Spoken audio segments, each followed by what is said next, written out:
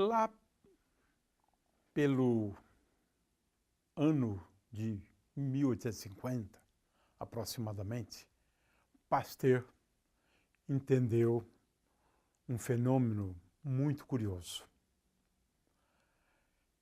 conhecido como atividade óptica.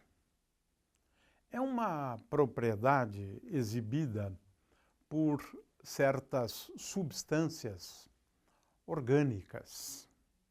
Em primeiro lugar, vamos falar do que é atividade óptica. E depois vamos apresentar uma explicação para este fenômeno, e a explicação é bastante surpreendente, porque nos leva ao conceito de quiralidade, e mais do que isso, ao conceito de distribuição espacial, geometria das moléculas. Muito bem, vamos primeiro à definição do que seja atividade óptica. Algumas substâncias exibem atividade óptica, outras substâncias não. Como eu disse, só algumas substâncias orgânicas, o ácido lático e assim por diante. O fato é que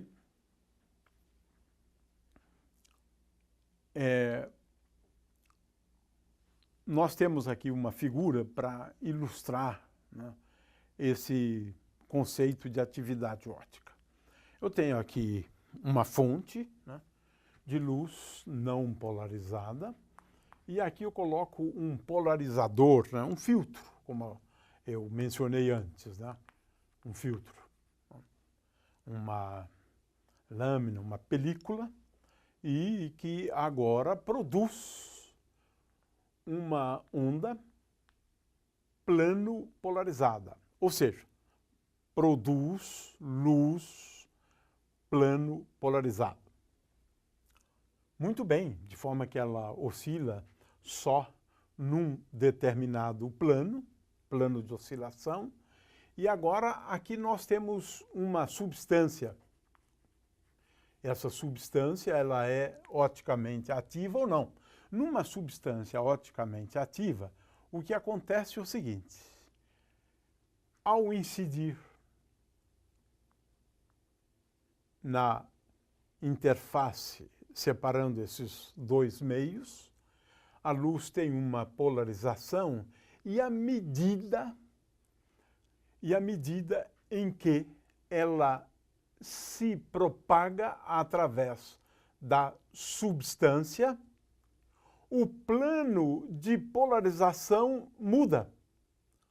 De forma que se era um plano assim, agora nós temos um plano inclinado, depois um plano mais inclinado ainda.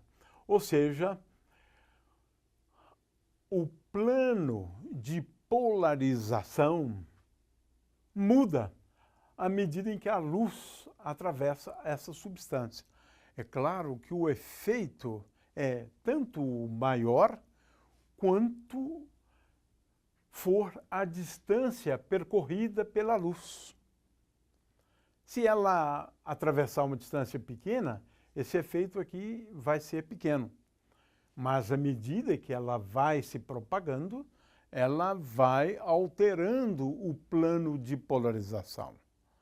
De forma que, se ao incidir sobre a substância, este é o plano de polarização, ao sair da substância, esse pode ser o plano de polarização, ao invés deste plano aqui. Atividade óptica é isto. É a possibilidade de termos uma alteração no plano de polarização de uma onda plano polarizada quando ela passa por uma substância. É claro que algumas substâncias não exibem esta propriedade. E tem mais uma coisa curiosa. Passaram a classificar as substâncias com ou exibindo atividade óptica em duas categorias: levógeras e destrógeras. Levógeras são substâncias tais que o plano de polarização ele é desviado continuamente no sentido anti-horário.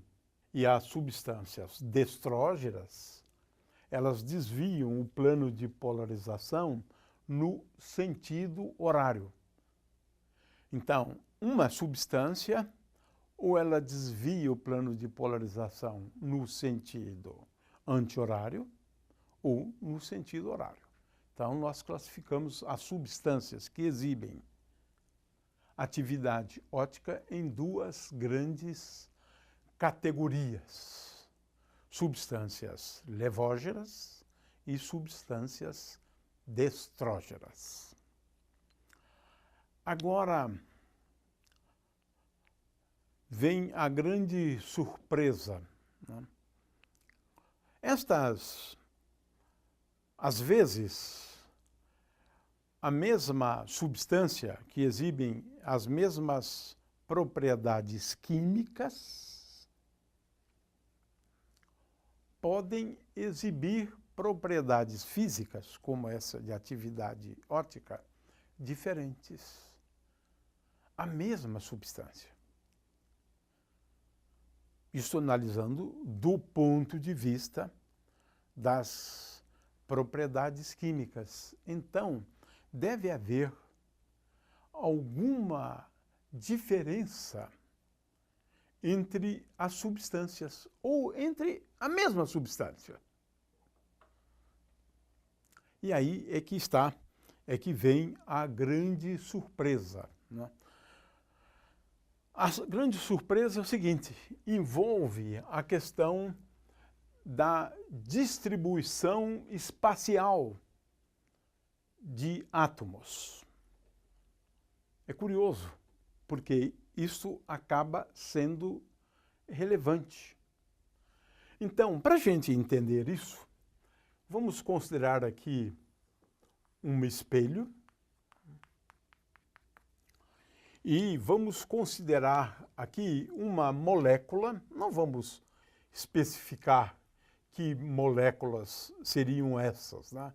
É claro que eu tenho aqui uma molécula composta por 4 átomos distintos. Vamos desenhá-los, então, com cores diferentes. E